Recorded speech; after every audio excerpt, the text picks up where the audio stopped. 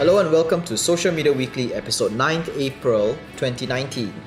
Social Media Weekly is brought to you by Virtual Peddlers Marketing, the digital marketing agency that helps small businesses go digital. My name is Sean. And I'm JK.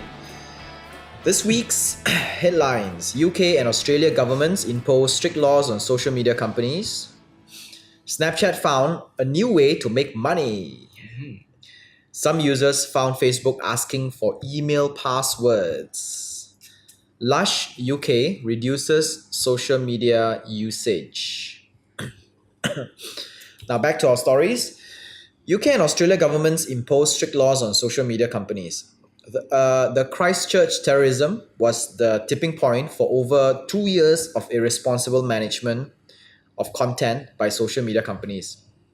Because they couldn't sort themselves out, the governments are taking action by imposing strict laws against harmful content on their platforms.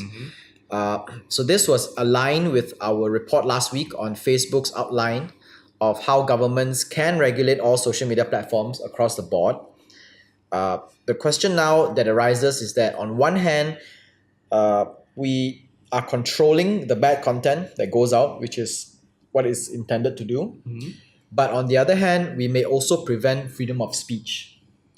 And it will also make it harder for smaller social media competitors to enter the industry due to high cost of having this special department set up. I guess it's a whole cycle of, like last time, print media is supposed to be a place where we provide they provide information for the people to see, and then they have law restricted to control what leak goes out from the information. What kind of information goes out? And then slowly the control gets more and more towards its buyers. So I guess it's a whole cycle. The difference is that in print media, right, there is one part that creates the content and there is another part that consumes the content. But in social media, the ones who create become the consumer, and the ones who consume also get to create. So the responsibility falls to everyone.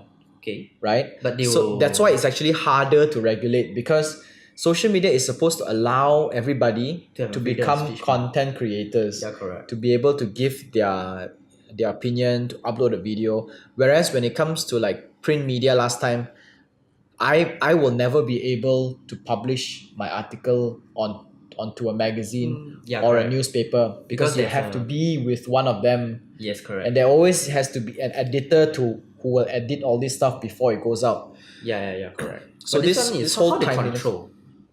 So what the government is doing is that the government says that, you know what, it's up to you guys, the social media people, how you want to do this. But if we see harmful content appear on social media, we're going to fine you, and it's going to be a lot of money. Wow, there's going to be a lot of complications. Exactly. So the thing is now is that... Oh my god, let's be lawyer. It's going to make a lot of money. I know. So now the first question is they need to define what harmful content is, right? Yeah, correct. And they need to scrape the line of does an opinion against the government count as harmful content? Yeah, right? Because it can be twisted. Exactly. And in which country does this apply and does not apply? Because now, with everything that is so global, right, it's so difficult to pull a country, a national line between what is let's just say good and what is bad. Let's say it's a LGBT content. Then what? Restrict Malay. Yeah. So you restrict Malaysia because Malaysia don't allow it. You restrict Brunei because Brunei don't allow it. So and then the rest of the countries can have it depending on what countries. So let's just say if they're able to put it if they're able to pull it out, right? That means, right, you need to have one regional office or one national office for every country and every region to manage the censorship of every country. And imagine how much money it takes to actually set this up and run just so that you can build a social media platform. This is also the question, is that you're creating so much cost involved, such a high barrier to get into social media, that the only ones who will remain as a social media platform are the big players like Facebook, Twitter, and smaller players cannot come in because all social media companies, all of them started small.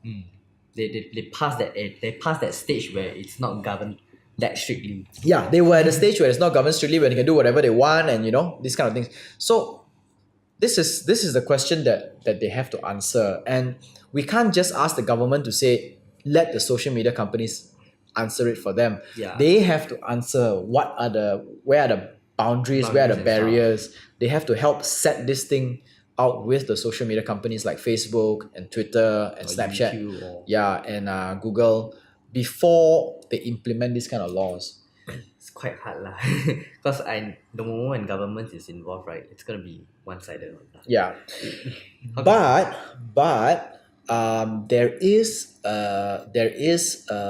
what is this called, a trend that is going on Uh-huh. where people are moving away from social media and into chat rooms. Into chat rooms, okay. Yes, so when they go into Like chat WhatsApp rooms, chat rooms. WhatsApp, mostly even Slack and Discord, Okay. a lot of people are going in there and they are treating that as social media, which is good, because why? When you're in a chat room, you're in a controlled environment. It's kind of like back in those days where you have forums or groups, Yeah, correct. where people get to be moderators and admins. They get to decide what kind of content goes in, what kind of content does not go in. They get to invite people, they get to kick people out, and then they are able to community is control. controlling Yeah, it. they're able to control the health of the environment inside. And it is social media, but it is like Smaller scale. Yeah, smaller scale, a wall garden social media Yeah, environment. It's like their own law, that kind of thing. Yeah. So So if that happens, I think if a company, let's say if we were to create a chat app, the chat app will not fall under a social media, may not fall under the social media category. And even if it does, the risk that we're taking is lower because we get to control all the content that goes around anyway, right? It's like, for example, you cannot have a Christchurch massacre video go live on Facebook and the whole world can see. You don't have these kind of things because every chat room is a bubble by itself. Yeah, correct. You cannot jump bubbles so easily. Yeah, and one. then you cannot share bubbles. Yeah, you Or cannot unless share bubbles so screenshot easily. lah. This kind of thing. Unless you forward and forward and forward, but it's a lot slower. Yeah, It's harder to take traction. The passing of message. Yeah, way it's a harder. lot slower compared to what Facebook is doing and what Twitter is going on now. Yeah, true. So, alright, so let's move on. Snapchat found a new way to make money. Ching, ching, ching. Since their IPO is in 2017, Snapchat has been having problem making money. Their user base hasn't been growing much, and they can't seem to find a solid way to plug the loss in revenue. Until now, Snapchat just announced that they will release their stories and camera kits for other platforms to adopt and use. This way, social apps like Tinder and House Party will be able to implement stories with AR lenses within their own apps, and Snapchat will be able to monetize using ads with greater audience network. The only problem is they announced this just a few days ago, and they will be launching the kits later this year. Just enough time for Facebook to get ahead. Don't you think? Yes and no. I don't think Facebook will be interested to do this, but if they are, just for the sake of making sure Snapchat doesn't get They will just adopt it. they will just Copy adopt lah. it first. They will launch it sooner, and they will be able to reach all these apps like Tinder and House Party and all before Snapchat does. Snapchat does it, just so that they get to close out all Snapchat's gaps. I mean, Aiyo, if sian.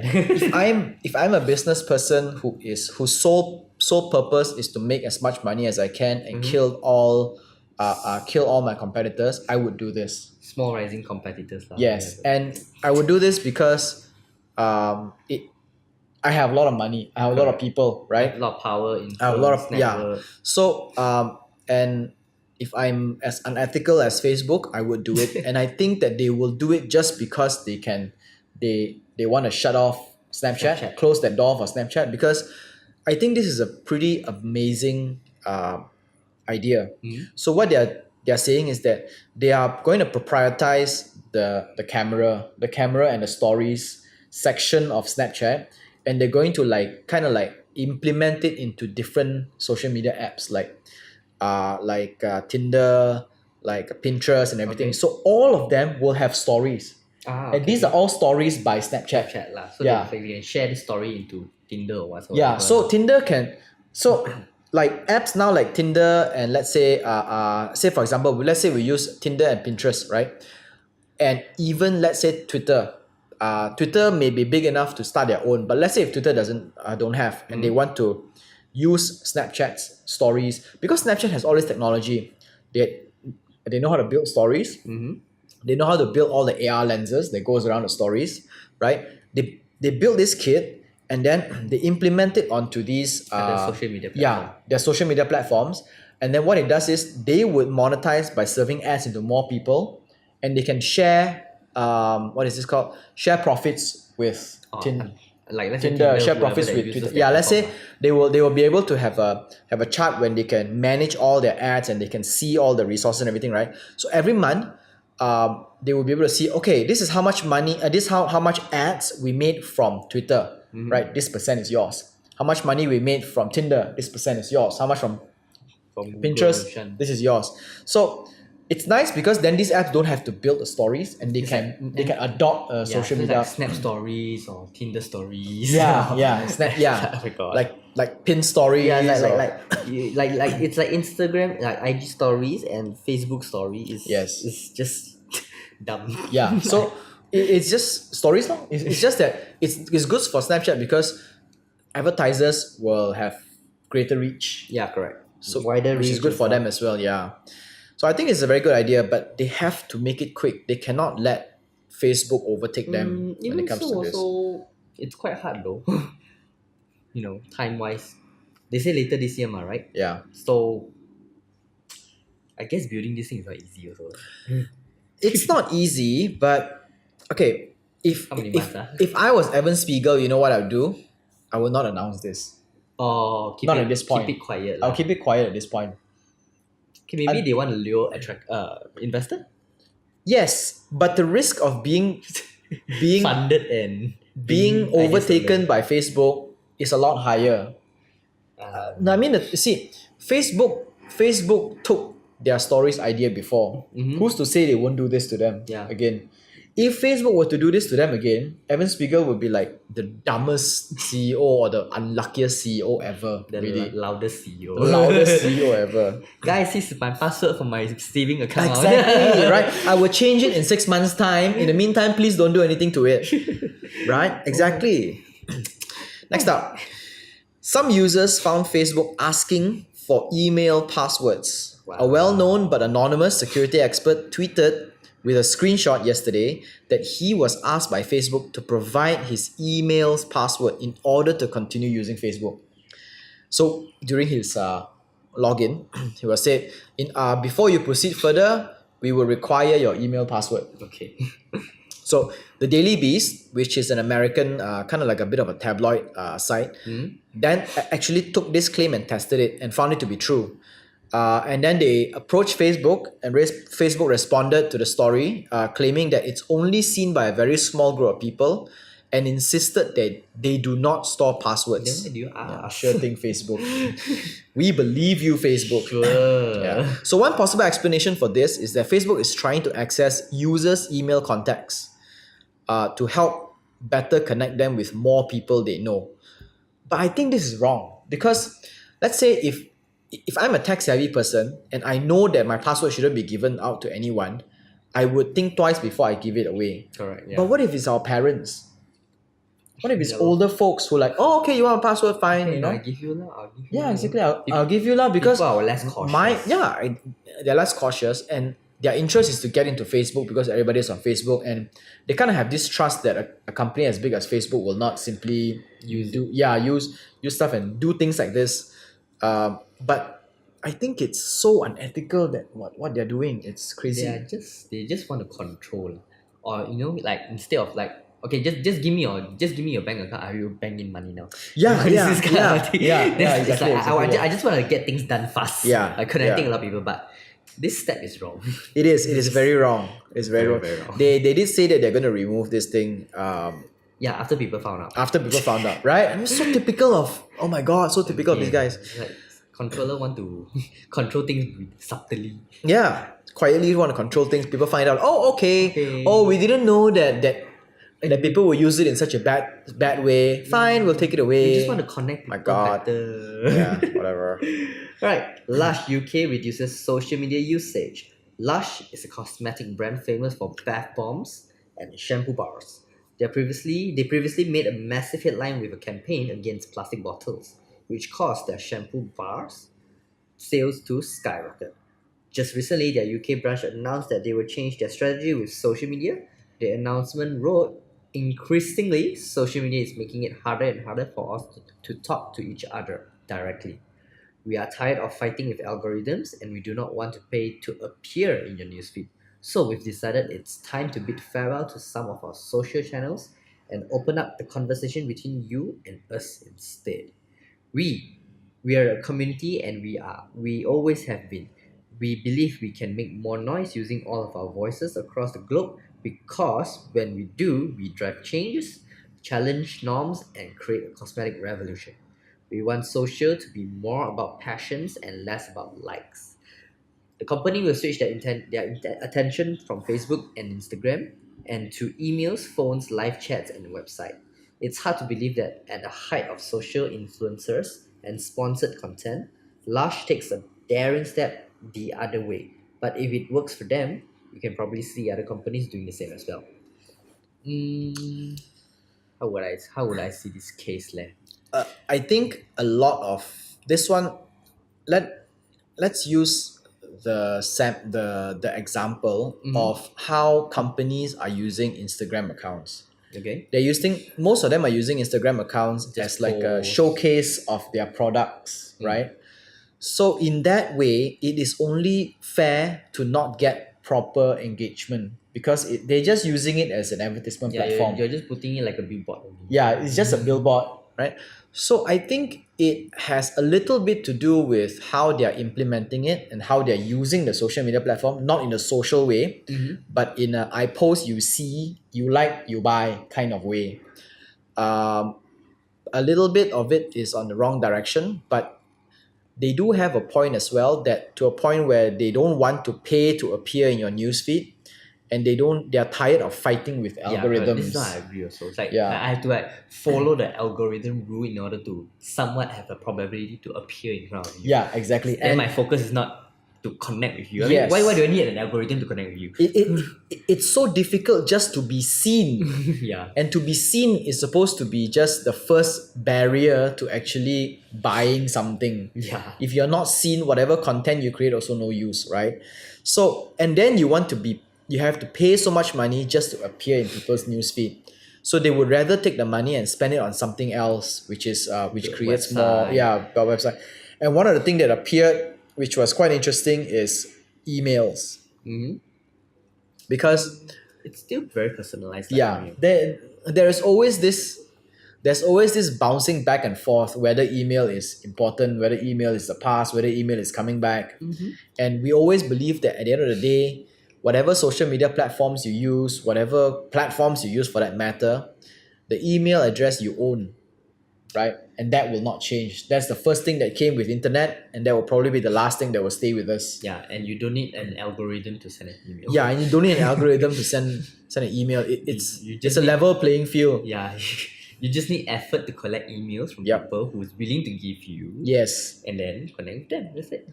And then as a user, if I don't like, I will I'll just just unsubscribe. unsubscribe. Very It's like simple. So it's a very straightforward kind of but you don't get virality and things like that. Yeah, But then you don't get like all these like similar audience lah, similar interest, Yeah. cookies following you. yeah. Just so much. So the question now is that let's just say if Lush UK was able to pull this off, right? We know that a lot of brands out there have not been able to ROI from social media, Yeah.